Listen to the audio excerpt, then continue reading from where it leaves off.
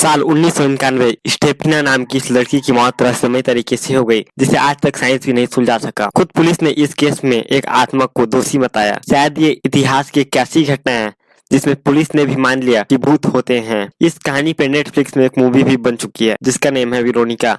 So hello what's up guys, मेरा नाम है नियाज भगत एंड आप देख रहे हैं न्यूज बॉय। तो गाइस, आज मैं आपको वेरोनिका मूवी की रियल कहानी सुनाने वाला हूँ। तो बात है 1990 की, जब स्टेफिना 18 साल की थी और उसने कॉलेज जाना शुरू ही किया था। कॉलेज जाने के साथ ही उसके बर्ताव में काफी बदलाव होने लगे थे। उसके परिवार में कुल 5 लोग थे, उसके माँ बाप और 2 भाई बहन। स्टेफिना कुछ अजीब से ही बर्ताव करने लगी। वो अपने भाई को देखकर कुर्राने लगी थी, उस पर अटैक करती और कभी कभी तो ऐसा लगता जैसे वो उसकी जान लेने वाली है। वो जिस अपार्टमेंट में रहते थे उसकी दीवारें लकड़ी की थी। स्टेफिना अपने नाखून से उस लकड़ी की दीवार को नोचती रहती, जिससे उसके नाखून टूट जाते और वो घायल हो जाती थी। वो रात में अजीब अजीब हरकतें करती थी, जोर जोर से चीखती थी। इन सब से उसका परिवार बहुत ज्यादा डरा हुआ था। कभी कभी वो ठीक हो जाती, लेकिन कुछ दिन बाद उसको फिर से वैसा ही दौरा पड़ता था। उसके फैमिली वालों ने उसको बहुत सारे डॉक्टरों के पास भी दिखाया, लेकिन किसी भी डॉक्टर उसकी बीमारी को पकड़ में नहीं पाए। हालांकि उनके परिवार वाले धार्मिक तरह के थे। उन्होंने स्टेफिना को चर्च के फादर से भी दिखाया, लेकिन वो भी कुछ नहीं समझ पाए। धीरे धीरे स्टेफिना की हालत और भी ज्यादा खराब होने लगी थी। स्टेफिना के घर वालों को कुछ भी समझ में नहीं आ रहा था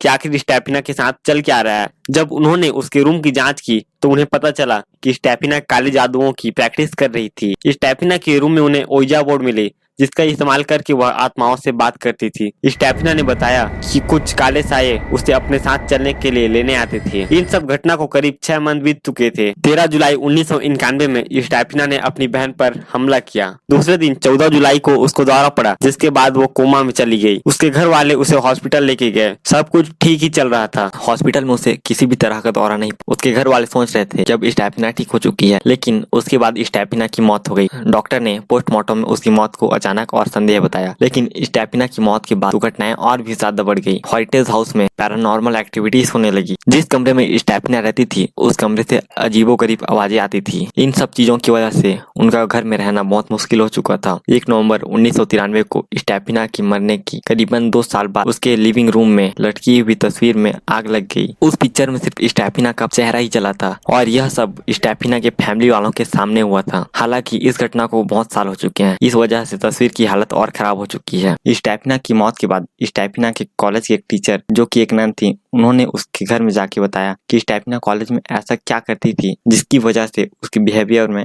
चेंज आ गया था। स्टेफिना के करीब 3 या 4 दोस्त थे, जिनमें से एक दोस्त के बॉयफ्रेंड की मौत हो गई थी। शायद उसकी बॉयफ्रेंड की मौत बाइक के एक्सीडेंट से हुई थी और उसकी दोस्त अपने बॉयफ्रेंड से बात करना चाहती थी। उसको पता था कि स्टेफिना काले जादू की प्रैक्टिस करती है। वो ओइजा बोर्ड की सहायता से उसके बॉयफ्रेंड से उसकी बात करा सकती है। एक दिन ये सभी दोस्त मिलकर यही प्रैक्टिस कर रहे थे, लेकिन तभी किसी टीचर ने उनको यह करते हुए देख लिया और उनको वहां से हटा दिया। बाद में उसने ओइजा बोर्ड को तोड़ दिया। जब ओइजा बोर्ड को उस टीचर ने तोड़ा तो उसके अंदर से एक धुआं निकला था और वो धुआं स्टेफिना के अंदर चला गया था। 27 नवंबर 1993 को पुलिस स्टेफिना के घर गई। बारिश में पुलिस ने उसके घर वालों को घर के बाहर देखा। कुछ लोग घर के अंदर गए और कुछ लोग उनके घर वालों से जांच पड़ताल करने लगे। पुलिस ने स्टेफिना के कमरे में देखा तो वहाँ जो जीसस की फोटो थी वो घूमकर अपने आप ही उल्टी हो गई। ये किसी मूवी का सीन नहीं था, ये खुद पुलिस की रिपोर्ट में लिखा हुआ है। उनके सामने जब स्टेफिना का छोटा भाई बेड पर बैठा तो वो हवा में उड़ गया और भी बहुत सारी पैरानॉर्मल एक्टिविटीज हुई और इन सब को देखकर पुलिस को भी यकीन हो गया कि इन सब के पीछे कोई इंसान का हाथ नहीं है। इन सब के बाद उसके घर वालों ने वो घर छोड़ दिया और जैसे ही उन्होंने वो घर छोड़ा उनकी सारी परेशानियां भी दूर हो गई। और ये है स्टेफिना की सच्ची कहानी, जिसके ऊपर दुनिया की सबसे डरावनी फिल्म बनी है।